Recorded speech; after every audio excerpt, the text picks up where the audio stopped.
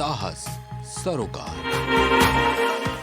नमस्कार, आप देख रहे हैं प्राइम टीवी और मैं हूं आपके साथ नंदिनी यादव। स्वागत है आपका शहर शहर खबर में। लोकसभा चुनाव को लेकर भारतीय जनता पार्टी बड़े स्तर पर बदलाव करने जा रही है। बताया जा रहा है कि पार्टी के महासंपर्क अभियान के बाद राज्य इकाई में कई अहम बदलाव किए जा सकते हैं। इस बदलाव में राज्य को नया प्रभारी भी मिल सकता है। इसके अलावा पार्टी में सभी 6 संगठनात्मक क्षेत्रों की नई टीम का गठन होने के आसार हैं। अभी राष्ट्रीय उपाध्यक्ष राधा मोहन सिंह के पास यूपी प्रभारी की जिम्मेदारी है। लोकसभा चुनाव के पहले महाराष्ट्र, गुजरात या असम से किसी बड़े नेता को यह जिम्मेदारी दी जा सकती है। तो बता दें कि बड़े स्तर पर बीजेपी बदलाव करने जा रही है। नए चेहरे को इस जिम्मेदारी में लिया जा सकता है। 2024 लोकसभा चुनाव को लेकर बीजेपी एक्टिव मोड में है। इसी के साथ महाजन संपर्क अभियान के साथ नए बदलाव भी करने जा रही है।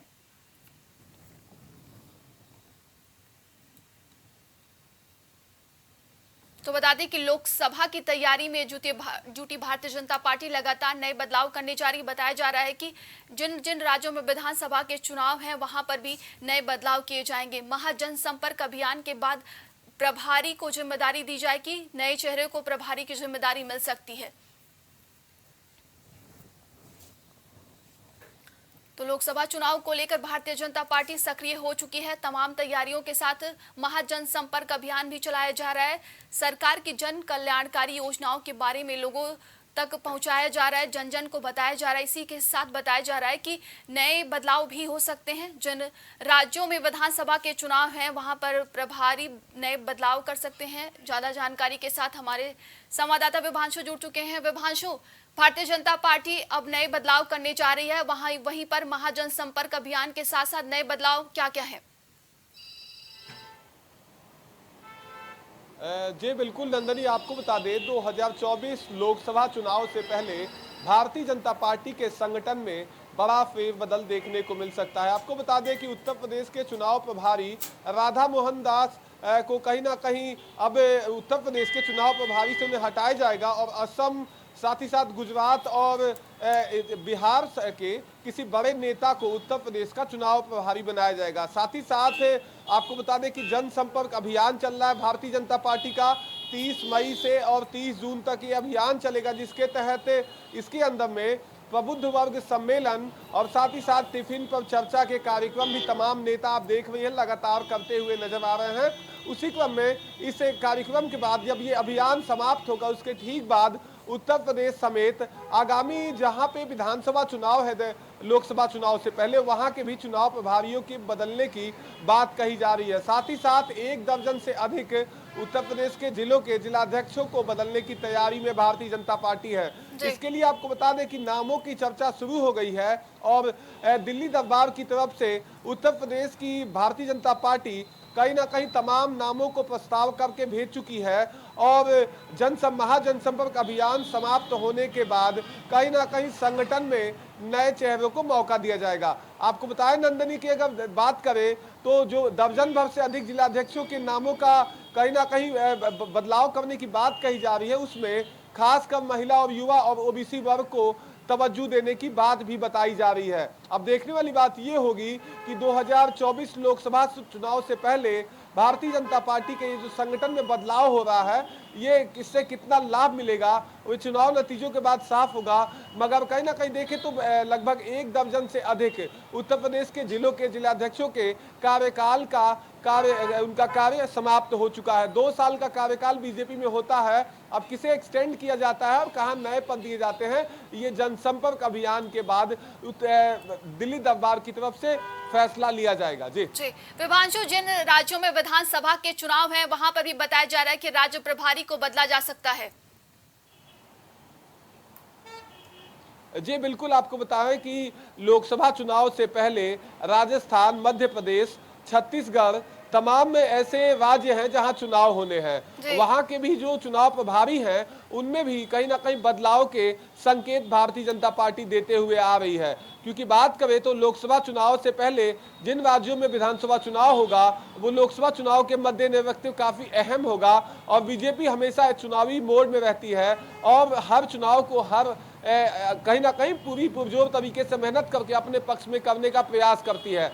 अगर बात की जाए तो मध्य प्रदेश के अंदर में कहीं ना कहीं देखें तो प्रियंका गांधी जिस तरह से सक्रियता उनकी बढ़ी हुई है, उससे भारतीय जनता पार्टी के तमाम जो नेता हैं एमपी के, उनके अंदर कहीं ना कहीं एक सक्रियता को देखते हुए कहीं ना कहीं वो उनके लिए एक टेढ़ी खीर हो रही है। क्योंकि बात करें तो प्रियंका गांधी हिमाचल गई, साथ ही साथ कर्नाटका गई, वहां पर कांग्रेस की कहीं ना कहीं ऐतिहासिक जीत हासिल हुई। उसके बाद कांग्रेस कार्यकर्ताओं के हौसले बुलंद हैं और देखने वाली बात यह होगी कि भारतीय जनता पार्टी के मध्य प्रदेश के भी प्रदेश अध्यक्ष के भी नामों का कहीं ना कहीं जल्द ही ऐलान किया जाएगा। वहां के तत्कालीन प्रदेश अध्यक्ष की भी बदलाव के संकेत बीजेपी के केंद्रीय नेतृत्व की तरफ से दिया जा रहा है। जी वहीं भारतीय जनता पार्टी देखिए उत्तर प्रदेश में 80 लोकसभा जीतकर लक्ष्य रख रही है। इसके बाद वो राज्य प्रभारी बदलने की चर्चा भी चल रही है, इसके साथ टिफिन चर्चा हो रही है। वहीं पर महाजन संपर्क अभियान चल रहा है। तो क्या लगता है इसके बाद और कौन कौन से कार्यक्रम हो सकते हैं? जी बिल्कुल, अगर बात करें तो भारतीय जनता पार्टी के नेता लगातार कहते हुए आते हैं कि एक अभियान शुरू खत्म होता है, उसके ठीक बाद बीजेपी 2 अभियान की तैयारी कर लेती है। तो अभी अगर बात करें तो जनसंपर्क अभियान चल रहा है, 30 जून तक ये अभियान चलेगा, महाजनसंपर्क अभियान। उसके ठीक बाद कहीं ना कहीं संगठन में फेरबदल देखने को मिलेगा। आपको बताएं कि उत्तर प्रदेश के चुनाव प्रभारी बदले जाने की जो बात कही जा रही है, इसमें देखने वाली बात यह होगी कि राधा मोहन को कहीं जो पूर्व में कृषि मंत्री रहे हैं देश के और कहीं ना कहीं एक बड़े नेता हैं, इनको क्या जिम्मेदारी दी जाती है वो आने वाला समय बताएगा। मगर राधा मोहन दास के पास कहीं ना कहीं भारतीय जनता पार्टी के राष्ट्रीय उपाध्यक्ष की कुर्सी उनके पास है और बीजेपी के अंदर में एक प्रथा है कि एक पद पर संगठन के महज एक ही आदमी रहेगा। राधा मोहन के पास अभी देखा जाए तो 2 पद हैं। ये भी वजह बताई जा रही है कि उन्हें उत्तर प्रदेश के चुनाव प्रभारी के तौर से उनके काम से हटाया जा रहा है। साथ ही साथ केंद्रीय नेतृत्व में अगर बात करें तो बीएल संतोष की भी कहीं ना कहीं जिम्मेदारी यहाँ बदलते हुए नजर आएंगी लोकसभा चुनाव से पहले। जी तमाम जानकारी के लिए बहुत बहुत धन्यवाद आपका विभांशु। तो बता दें कि भारतीय जनता पार्टी 2024 लोकसभा चुनाव की तैयारियों में जुट चुकी है। वहीं बताया जा रहा है कि राज्य प्रभारी का बदलाव हो सकता है। तो वहीं बसपा सुप्रीमो मायावती भी एक्शन मोड में नजर आ रही हैं। बताया जा रहा है कि मायावती पार्टी द्वारा चलाए जा रहे गांव चलो अभियान पर पूरी नजर बनाए हुए हैं। इस अभियान में टीम वर्क के प्रदर्शन का आकलन होगा। बीएसपी अपनी पार्टी के नए लोगों को साथ में जोड़ रही है। महिला वोटर समेत मुस्लिम वोटरों को भी जोड़ा जाएगा। मंडल और जिले के पदाधिकारी इस अभियान में खुद जमीनी स्तर पर उतरकर नजर रखेंगे। तो मायावती भी 2024 के लोकसभा चुनाव को लेकर सक्रिय नजर आ रही हैं। बताया जा रहा है कि गांव चलो अभियान के तहत लोगों को जोड़ा जाएगा। इसके तहत बताया जा रहा है कि इससे पार्टी को मजबूती मिलेगी जमीनी स्तर पर। वहीं कार्यकर्ताओं और लोगों में बदलाव करने की भी बात कही जा रही है। मिशन 2024 को लेकर मायावती जो है बिल्कुल सक्रिय हो चुकी हैं।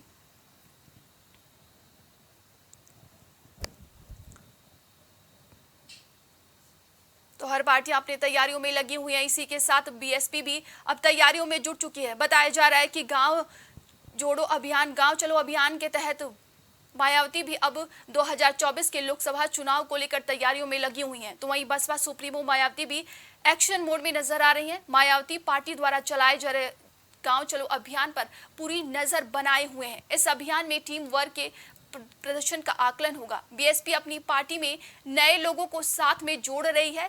महिला वोटर समेत मुस्लिम वोटरों को भी जोड़ा जाएगा। मंडल और जिले के पदाधिकारी इस अभियान में खुद जमीनी स्तर पर उतरकर नजर रखेंगे। तो वहीं बताया जा रहा है कि गांव चलो अभियान में अब मुस्लिम वोटरों के साथ महिला वोटरों को भी जोड़ा जाएगा ताकि इससे पार्टी को मजबूती मिल सके। ज्यादा जानकारी के लिए इस खबर पे हमारे साथ संवाददाता विवेक जुड़ चुके हैं। विवेक, बीएसपी भी अब बिल्कुल 2024 के मोड में नजर आ रही है। वहीं गांव चलो अभियान के तहत महिला वोटरों के साथ साथ मुस्लिम वोटरों को भी जोड़ने की बात कही जा रही है। देखिए, बहुजन समाजवादी पार्टी निकाय चुनाव के बाद से लगातार अपनी समीक्षा बैठक कर रही है और जिस तरीके से निकाय चुनाव में वो अपना पिछला प्रदर्शन दोहराने में नाकाम रही थी, उसके बाद से वो आम चुनाव की तैयारियों में लगी हुई है। इन्हीं आम चुनाव की तैयारियों में बाकायदा मिशन 2024 को लेकर जिस तरीके से गांव चलो अभियान की शुरुआत बसपा ने की है, तो कहीं ना कहीं उसका ये इरादा है कि इस अभियान के तहत जो गांव की महिलाएं हैं, जो ग्रामीण क्षेत्र में उसका कोर वोटर है, उसको जो है वो दोबारा से पहले की भांति अपने साथ जोड़ सके। इसके अलावा हर बूथ में 10 यूथ का भी स्लोगन दिया गया है और निकाय चुनाव के बाद से ही जो काशीराम के जो स्लोगन था, वोट हमारा राज तुम्हारा नहीं चलेगा, इस पे वो फोकस हो रही है। तमाम गांवों में जाकर तकरीबन 1 लाख गांवों में ये अभियान बसपा चलाएगी और 1,70,000 बूथों पर जो है युवाओं को भी जोड़ेगी, यानी हर बूथ से 10 युवाओं को अपने साथ जोड़ेगी।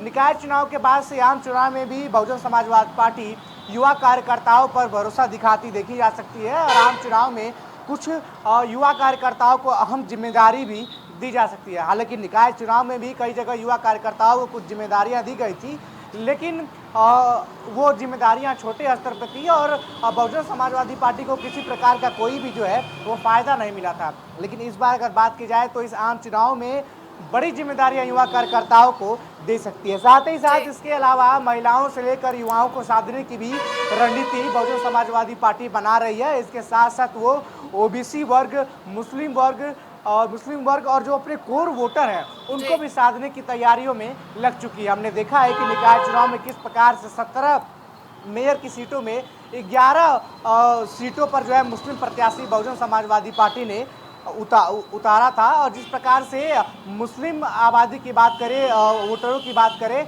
और दलित कोर वोटरों की बात करें तो ये कुल परसेंटेज जो है अच्छा खासा खिंच के लगभग 40% तक जाता है। इन ओबीसी, मुस्लिम और कोर वोटरों दलित की अगर बात करें तो बसपा का वोट रहा है। इन तीनों ही वोटरों पे, तीनों ही समुदाय के वोटरों पे बसपा की इस बार कड़ी नज़र है और चाहती है कि ये तीनों ही वोटर जो है इस बार खिंच के उसकी तरफ जो है वो आते दिखे। कई बार समाजवादी पार्टी ने जब ओबीसी वर्ग का मामला उठाया है तो बहुजन समाजवादी पार्टी की मुखिया ने इसका विरोध किया है और कहा है कि समाजवादी पार्टी सिर्फ ओबीसी के नाम पे छलावा करती है। बिल्कुल विवेक, देखिए बसपा भी अब नए रणनीति अपना रही है। दलित वोट बैंक उसका खुद का है, लेकिन इसके बाद अब महिला वोटर, फिर यूथ को जोड़ना, तो कितना असर दिखाएगा ये 2024 के लोकसभा चुनाव में? देखिए, अगर बसपा अपने इस अभियान में कामयाब हो जाती है और युवाओं से लेकर महिलाओं को जोड़ने में कामयाब हो जाती है तो बसपा का जो वोट परसेंटेज है वो बढ़ सकता है। अगर पिछले विधानसभा चुनाव की बात की जाए तो बसपा का जहां कोर वोट 20% के लगभग था, लेकिन उसके 12.7 वोट ही उसको पिछले विधानसभा चुनाव में मिले थे और सिर्फ एक विधायक बसपा का जीत के आया था। वहीं निकाय चुनाव में बसपा का सुपड़ा साफ हो चुका है ये हम सब ने देखा है। लेकिन अगर बात करें पिछले आम चुनाव की 2019 में जब सपा और बसपा गठबंधन में थे तो बहुजन समाजवादी पार्टी के कुल 10 लोकसभा सीट जो है वो जीत चुकी थी। 10 सांसद लोकसभा में बसपा के अभी भी बने हुए हैं। जब सपा और बसपा का गठबंधन था तो समाजवादी पार्टी का वोट परसेंटेज जो है बसपा को अच्छा खासा ट्रांसफर होता है, जिसका फायदा बसपा को मिलता हुआ दिखाई दिया था। लेकिन इस आम चुनाव में बसपा अब तक अकेले जो है मिशन 2024 की लड़ाई में लड़ रही है। हालांकि सपा लगातार ये आरोप लगा रही है कि बसपा भाजपा की बी टीम है और निकाय चुनाव में उसने अंदरूनी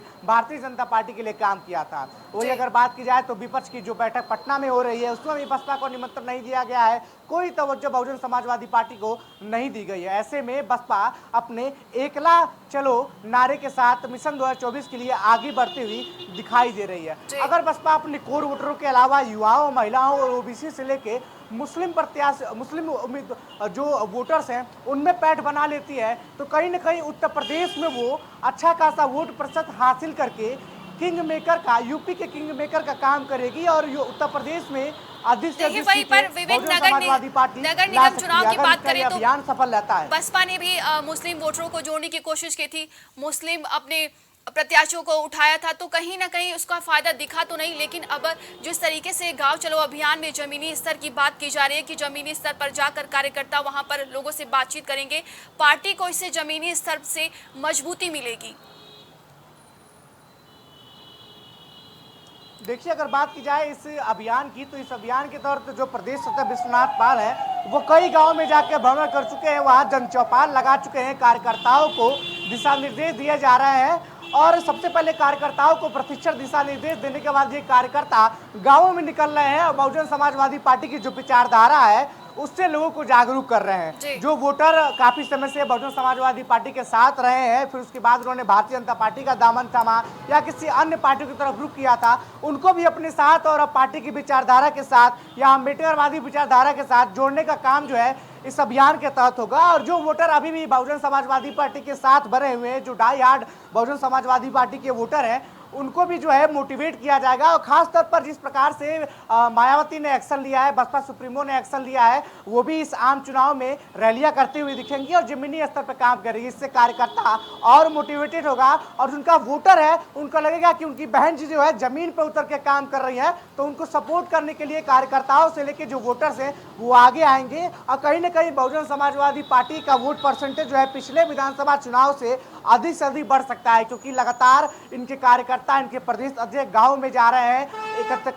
तकरीबन 1 लाख गांव में ये मिशन गांव चलो अभियान का ये कार्यकर्ता और जो वोटर्स हैं उनसे मुखालिफ होंगे ये लोग और 1 लाख गांवों को जोड़ेंगे। इसके अलावा हर बूथ पे 10 युवा कार्यकर्ताओं को जोड़ा जाएगा और सूबे के 1.70 लाख बूथों पर जो है ये कार्यक्रम बसपा के द्वारा चलाया जाएगा, ताकि बूथ को मजबूत किया जा सके, संगठन को मजबूत किया जा सके, जिसके लिहाज से जो बसपा का वोट परसेंटेज है वो बढ़े। और खासकर ओबीसी वर्ग को साधने की जो बात कही जा रही है, मुस्लिम वर्ग को साधने की जो बात कही जा रही है, और जो वोटर इनके कोर वोटर रहे हैं जो छटक गए थे पिछले चुनाव में, उनको फिर से वापस लाने की जो काम किया जा रहा है इस अभियान के तहत, अगर ये अभियान सफलतापूर्वक काम करता है तो कहीं ना कहीं बहुजन समाजवादी के लिए एक अच्छी खबर है और उनका वोट परसेंटेज बढ़ सकता है। और जो 10 सीटें पिछले लोकसभा चुनाव में बहुजन समाजवादी पार्टी ने जीती है, उनको वो बरकरार रख सकती है या इससे अधिक सीटों पर वो जीत भी सकती है।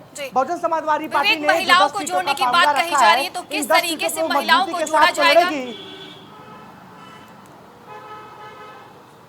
देखिए ये साफ है, जब गांव में कार्यकर्ता जाएंगे तो सभी से रूबरू होंगे और सभी को जो है पार्टी की विचारधारा से जोड़ा जाएगा, चाहे वो महिलाएं हो, चाहे वो बुजुर्ग हो, चाहे वो युवा हो। हर बूथ से 10 कार्यकर्ताओं को जोड़ा जा रहा है और इन कार्यकर्ताओं का ये जिम्मा होगा कि उन बूथ के महिलाओं को भी पार्टी की विचारधारा को समझाएं और उन विचारधारा से जोड़े, ताकि ये महिलाएं बढ़ चढ़कर इस आम चुनाव में बसपा के लिए वोट करें, हाथी पे वोट करें। इसके बाद अगर बात करें तो बीएसपी सुप्रीमो ने साफ कह दिया है कि जो सीटें हमने जीती हुई हैं उसके अलावा जिन सीटों पर वो दूसरे या तीसरे नंबर पर रही हैं उन पर भी ज़्यादा फोकस रखना होगा, ताकि इन 10 सीटों से ज़्यादा उस लोकसभा चुनाव में ये जीत सके और अपने दम पे जो है वो उत्तर प्रदेश में जो 80 सीटें हैं उस पर ज़्यादा से ज़्यादा जीत हासिल करके अपना एक वर्चस्व जो है वो कायम रख सके। पिछले कई चुनाव में बसपा का लगातार ग्राफ गिरता रहा है और बसपा जो है अपने चुनावी राजनीतिक जमीन जो है वो तलाशने में लगी हुई है। अगर ये अभियान सफल होता है तो बसपा के लिए एक संजीवनी साबित होगा।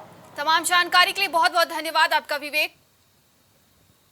तो बता दें कि मिशन 2024 में बसपा सुप्रीमो मायावती एक्टिव मोड में नजर आ रही। गांव चलो अभियान के तहत बताया जा रहा है कि इससे जमीनी स्तर पर पार्टी को मजबूती मिलेगी। इसके लिए सारी तैयारियां की जा रही है। वहीं महिला वोटर्स भी जोड़े जाएंगे, मुस्लिम वोटर भी जोड़े जाएंगे गांव चलो अभियान के तहत। गाजियाबाद में ऑनलाइन गेमिंग ऐप के जरिए से बच्चों और युवाओं का धन परिवर्तन करवाने का खेल उजागर हुआ। कथित रैकेट चलाने के मामले में यूपी पुलिस के वांछित और मामले में मुख्य आरोपी शहनवाज खान उर्फ बद्दो को महाराष्ट्र के रायगढ़ जिले से गिरफ्तार किया गया है। तो बता दें कि ऑनलाइन धर्मांतरण का मुद्दा गाजियाबाद से उठा था, जहां पर बताया जा रहा था कि शहनवाज उर्फ बद्दो इस पूरे मामले के पीछे है। मुख्य आरोपी की गिरफ्तारी हो चुकी है। शहनवाज उर्फ बद्दो की गिरफ्तारी की जा चुकी है। वहीं पर आज उसको गाजियाबाद लाया जाएगा। पूछताछ के लिए शहनवाज को गाजियाबाद लाया जाएगा। ऑनलाइन धर्मांतरण का खेल किस तरीके से रचा गया, किस तरीके से ऑनलाइन धर्मांतरण को बढ़ावा दिया जा रहा था, जिसको लेकर शहनवाज की गिरफ्तारी हो चुकी है। आज उसको गाजियाबाद लाया जाएगा।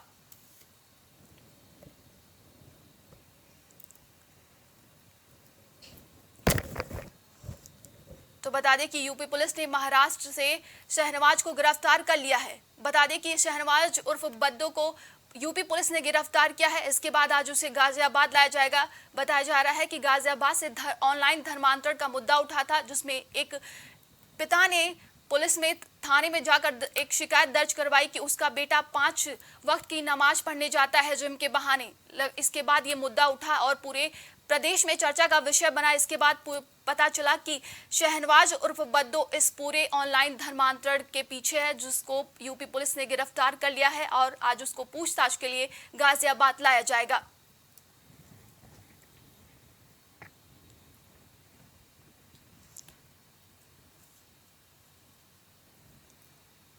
तो ऑनलाइन धर्मांतरण के पीछे मुख्य आरोपी को यूपी पुलिस ने गिरफ्तार कर लिया है। शहनवाज उर्फ बद्दो को महाराष्ट्र से यूपी लाया जा रहा है। गाजियाबाद में आज उसे पूछताछ किया जाएगा। ज्यादा जानकारी के लिए इस खबर पे हमारे साथ संवाददाता मोहम्मद कलीम जुड़ेंगे। कलीम, शहनवाज उर्फ बद्दो को आज गाजियाबाद लाया जाएगा, जिससे लगातार पुलिस अब उससे आगे की पूछताछ करेगी। क्या कुछ अधिक जानकारी है इसको लेकर? देखिए नंदनी जी, जिस तरीके से अवैध धर्मांतरण का जो मामला है वो लगातार प्रकाश में आ रहा था और इस अवैध धर्मांतरण के मामले में एक केस दर्ज हुआ था, जिसके बाद एक गाजियाबाद के मौलवी को गिरफ्तार किया गया था।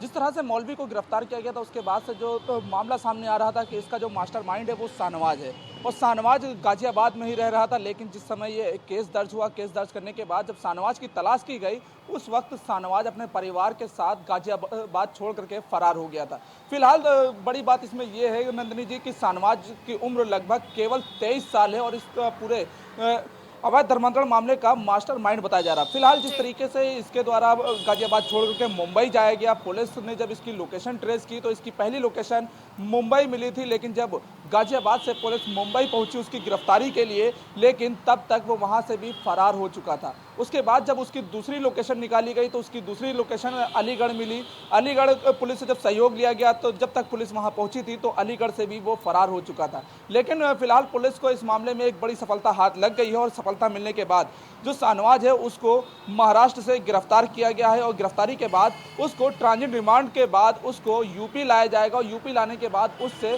पूछताछ भी होगी। क्योंकि इस मामले में ये देखा जा रहा है नंदनी जी कि जिस तरीके से ये पूरा गिरोह जो चल रहा था, ये पूरा नेटवर्क जो चल रहा था, इस नेटवर्क में जो माइनर बच्चे हैं उन माइनर बच्चों का धर्म परिवर्तन कराया जा रहा था। उनको जो है बाकायदा पूरी आयतें पढ़ाई जा रही थी, क्योंकि जिस तरीके से जो गेम है उस गेम पे जब बच्चे खेलते थे तो उस गेम में खेलने के दौरान जब जिस तरीके से बताया जा रहा है कि वो बच्चा जब हार रहा होता था तो उस दौरान उसमें एक आयत दी जाती थी। उस आयत को पढ़ने के बाद कहा जाता था कि अगर आप इस आयत को पढ़ रहे हैं तो जाहिर सी बात है आप इस गेम को जीत जाएंगे। और जैसे ही उस आयत को पढ़ता था उसके बाद बाकायदा ये गेम भी जीता जाता था और इसके बाद उनको ब्रेन वॉश काफ़ी तरीके से कराया जा रहा था। और इसके बाद जो बताया जा रहा है फिर चाहे इंस्टाग्राम हो या फिर व्हाट्सएप हो या सोशल साइट, जो इंटरनेट सोशल साइट्स है, उन ग्रुपों में भी उन्हें ऐड किया जाता था, उनका नंबर लेकर उनका ब्रेन वॉश करके पूरी तरीके से धर्म परिवर्तन के तरफ जो बताया जा रहा है उसकी तरफ जोड़ा जाता है। और इस मामले में जिस तरीके से अभी तक जो बात सामने आई है वो मौलवी से अभी तक पूछताछ हुई है। मौलवी के बाद इसमें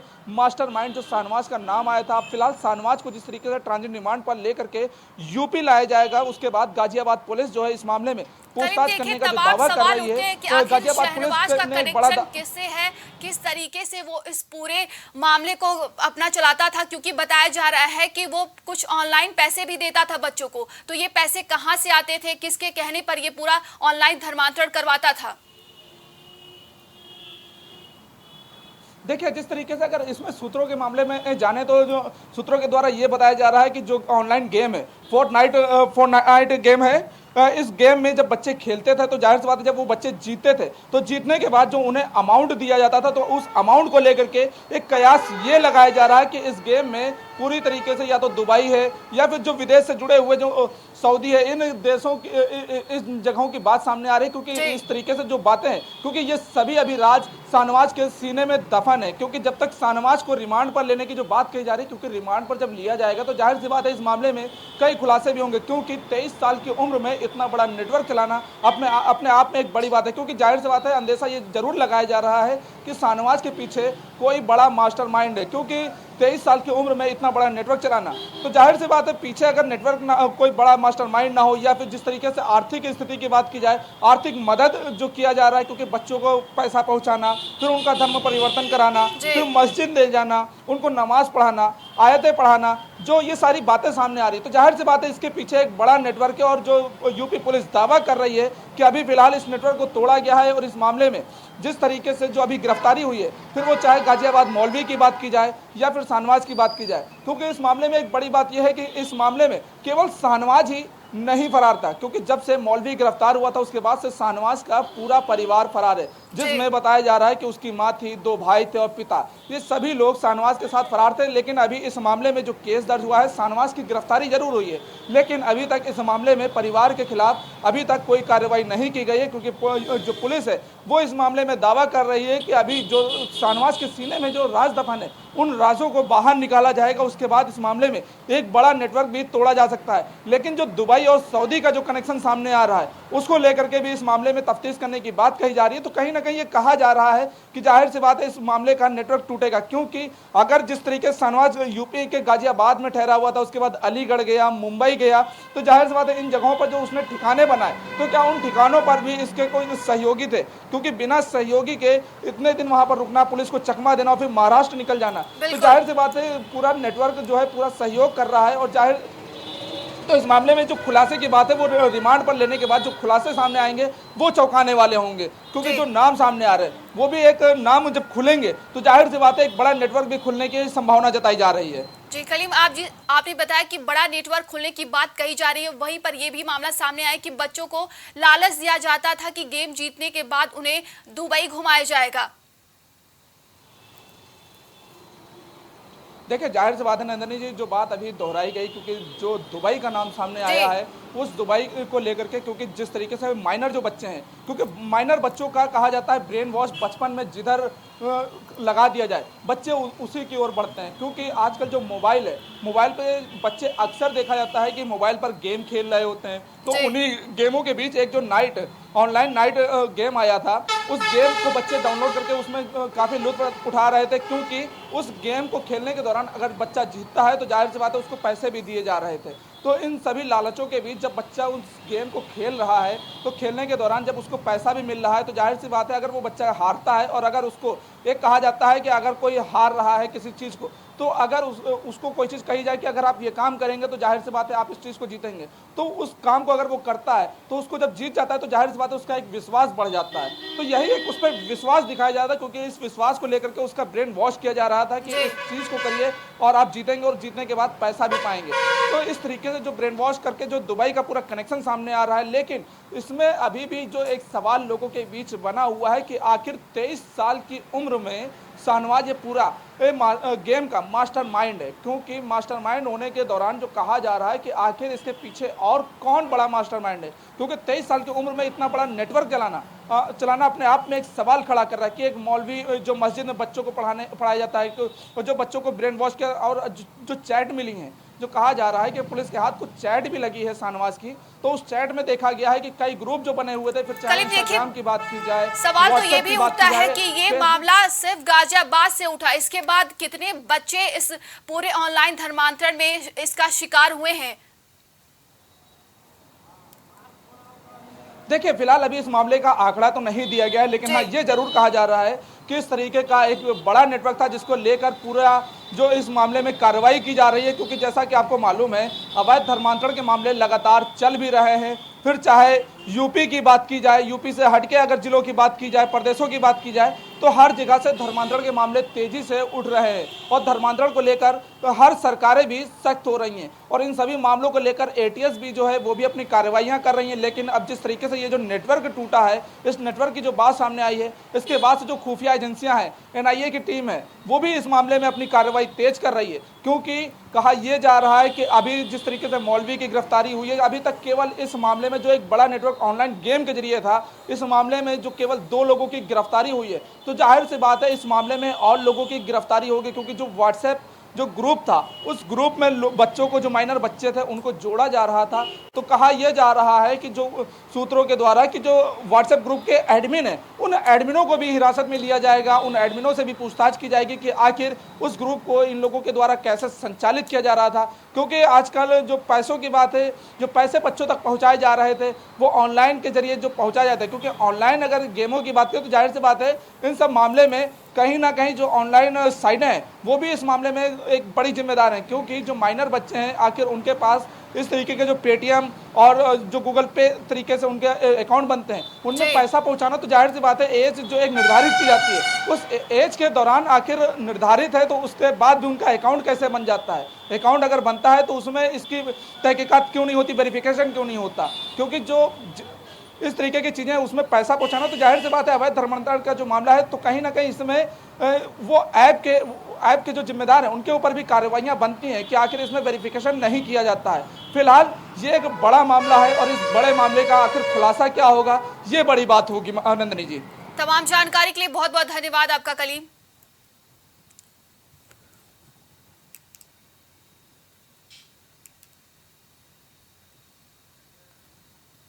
तो वहीं पर ऑनलाइन गेम के माध्यम से धर्मांतरण का खेल उजागर हुआ था। गाजियाबाद से बताया जा रहा है कि कथित रैकेट चलाने के मामले में यूपी पुलिस ने वांछित और मामले के मुख्य आरोपी शहनवाज खान उर्फ बद्दो को महाराष्ट्र के रायगढ़ जिले से गिरफ्तार कर लिया है। आज के लिए शहर खबर में बस इतना ही। देश